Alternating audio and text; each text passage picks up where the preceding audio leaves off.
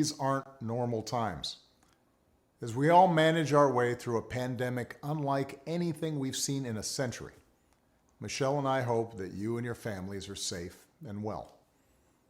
If you've lost somebody to this virus, or if someone in your life is sick, or if you're one of the millions suffering economic hardship, please know that you're in our prayers.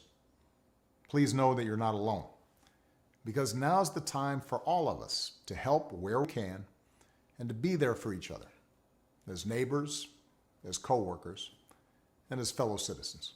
In fact, over the past weeks, we've seen plenty of examples of the kind of courage, kindness, and selflessness that we're going to need to get through one of the most difficult times in our history.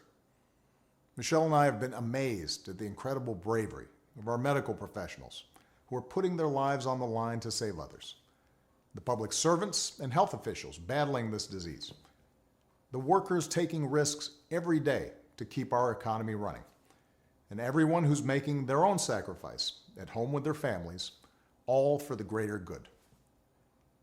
But if there's one thing we've learned as a country from moments of great crisis, it's that the spirit of looking out for one another can't be restricted to our homes or our workplaces or our neighborhoods or our houses of worship.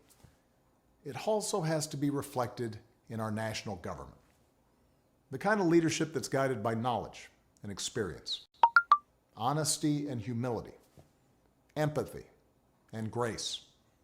That kind of leadership doesn't just belong in our state capitals and mayor's offices. It belongs in the White House. And that's why I'm so proud to endorse Joe Biden for President of the United States. Choosing Joe to be my vice president was one of the best decisions I ever made, and he became a close friend. And I believe Joe has all the qualities we need in a president right now. He's someone whose own life has taught him how to persevere, how to bounce back when you've been knocked down. When Joe talks with parents who've lost their jobs, we hear the son of a man who once knew the pain of having to tell his children that he'd lost his. When Joe talks about opportunity for our kids, we hear the young father who took the train home each night so he could tuck his children into bed. And we hear the influence of Jill, a lifelong teacher. When Joe talks to families who've lost a hero, we hear another parent of an American veteran, a kindred spirit, somebody whose faith has endured the hardest loss there is. That's Joe. Through all his trials, he's never once forgotten the values or the moral fiber that his parents passed on to him and that made him who he is. That's what steels his faith in God, in America, and in all of us. That steel made him an incredible partner when I needed one the most. Joe was there as we rebuilt from the Great Recession and rescued the American auto industry. He was the one asking what every policy would do for the middle class and everyone striving to get into the middle class. That's why I asked him to implement the Recovery Act, which saved millions of jobs and got people back on their feet. Because Joe gets stuff done. Joe helped me manage H1N1 and prevent the Ebola epidemic from becoming the type of pandemic we're seeing now. He helped me restore America's standing and leadership in the world on the other threats of our time, like nuclear proliferation and climate change. Joe has the character and the experience to guide us through one of our darkest times and heal us through a long recovery. And I know he'll surround himself with good people, experts, scientists, military officials who actually know how to run the government and care about doing a good job running the government and know how to work with our allies and who will always put the American people's interests above their own. Now, Joe will be a better candidate for having run the gauntlet of primaries and caucuses alongside one of the most impressive Democratic fields ever. Each of our candidates were talented and decent, with a track record of accomplishment, smart ideas, and serious visions for the future. And that's certainly true of the candidate who made it farther than any other, Bernie Sanders. Bernie's an American original, a man who has devoted his life to giving voice to working people's hopes, dreams, and frustrations. He and I haven't always agreed on everything, but we've always shared a conviction that we have to make America a fairer, more just, more equitable society. We both know that nothing is more powerful than millions of voices calling for change. And the ideas he's championed, the energy and enthusiasm he inspired, especially in young people, will be critical in moving America in a direction of progress and hope. Because for the second time in 12 years, we'll have the incredible task of rebuilding our economy. And to meet the moment, the Democratic Party will have to be bold. You know, I could not be prouder of the incredible progress that we made together during my presidency. But if I were running today, I wouldn't run the same race or have the same platform as I did in 2008. The world is different. There's too much unfinished business for us to just look backwards. We have to look to the future. Bernie understands that, and Joe understands that. It's one of the reasons that Joe already has what is the most progressive platform of any major party nominee in history. Because even before the pandemic turned the world upside down, it was already clear that we needed real structural change. The vast inequalities created by the new economy are easier to see now, but they existed long before this pandemic hit.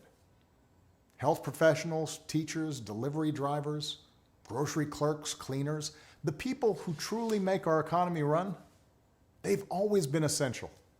And for years, too many of the people who do the essential work of this country have been underpaid, financially stressed, and given too little support.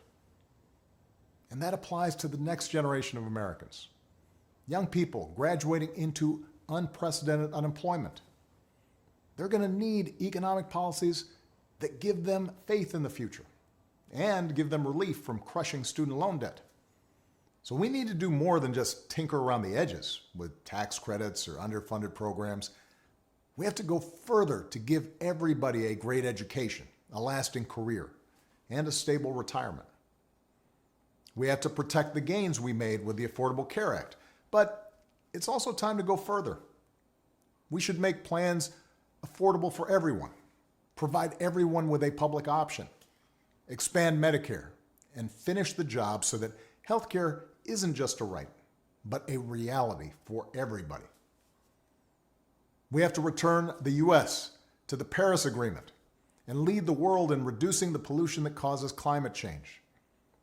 But science tells us we have to go much further, that it's time for us to accelerate progress on bold new green initiatives that make our economy a clean energy innovator, save us money, and secure our children's future. Of course, Democrats may not always agree on every detail of the best way to bring about each and every one of these changes. But we do agree that they're needed. And that only happens if we win this election. Because one thing everybody has learned by now is that the Republicans occupying the White House and running the U.S. Senate are not interested in progress. They're interested in power.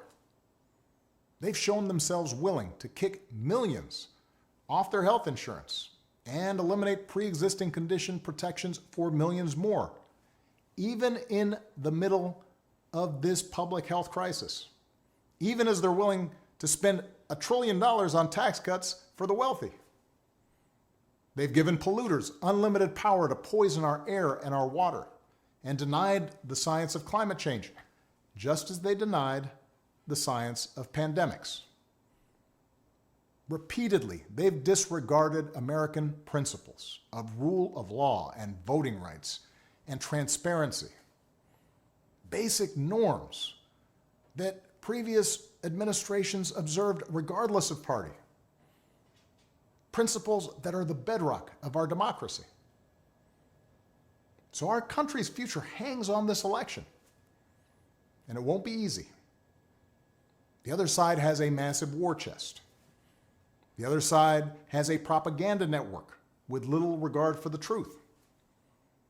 On the other hand, pandemics have a way of cutting through a lot of noise and spin to remind us of what is real and what is important.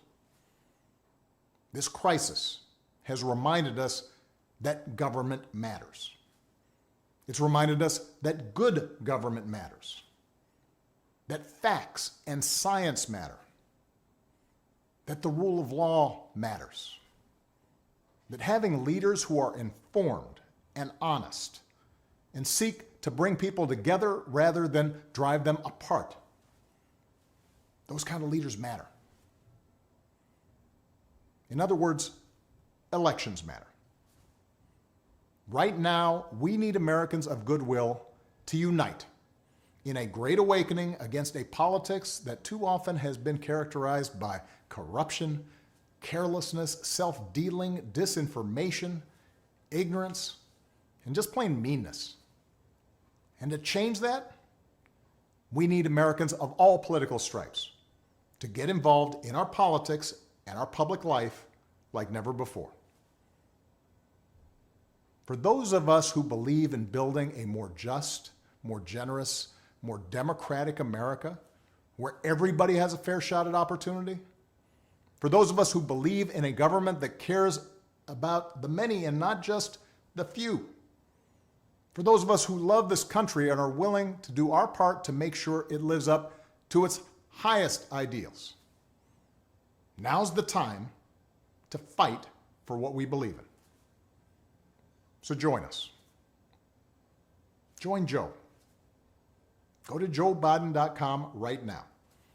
Make a plan for how you are going to get involved. Keep taking care of yourself and your families and each other. Keep believing in the possibilities of a better world, and I will see you on the campaign trail as soon as I can. Thanks.